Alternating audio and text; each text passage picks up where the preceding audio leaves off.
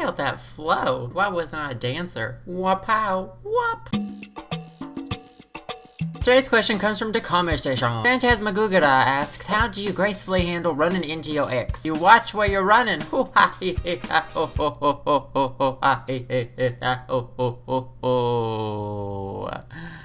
Shoot me. Now, as much as many of us would like to quarantine all of our exes onto a deserted island and light that island on fire, I'm pretty sure that's illegal. So we have to ask ourselves, how do I act around an ex? Now, I'm assuming based on your question that you and your ex are no longer friends, which is totally fine and which is totally normal in many circumstances. So there are a few things you can do. I personally like to take the Raven-Symoné route, which if you've ever watched That's So Raven, you know that Raven is a mister of disguise. And that is why I always carry around a pink wig and a pair of sunglasses in my bag. That way, even if they do recognize you, they'll be scared that you probably have mental problems and they will most likely avoid you.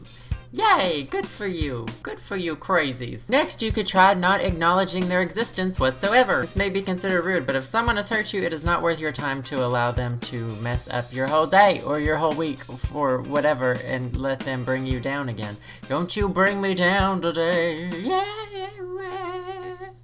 I could be a singer as well as a dancer. Now, if you are on speaking terms and you do actually converse, you want to keep it brief and not share any personal details. For one, you do not owe them any personal details. That person is clearly no longer a part of your life. And for two, you probably don't want to hear about their personal life, so you should avoid sharing yours as well. And three, oversharing about your life makes it seem like you're still not over it, and even if you aren't, you don't want to act like you aren't. That's cool. Maybe that could be like a new gang sign. Maybe that is a gang sign. I need to stop that. And a few additional tips. Don't lie about your life or where you are headed, because most likely people can tell and you will look like a Debbie Desperate. If he or she does share a lot of personal details, just nod and smile. It will drive them crazy. And do not bring up the past, good or bad, because it's over and there is no point. And finally, if he or she is with another person and they are clearly together, be as nice to the other person as possible, because you should feel sorry for them because they are dealing with your leftovers. Ooh, Z-snapping, choo, pow. Take that, biatch.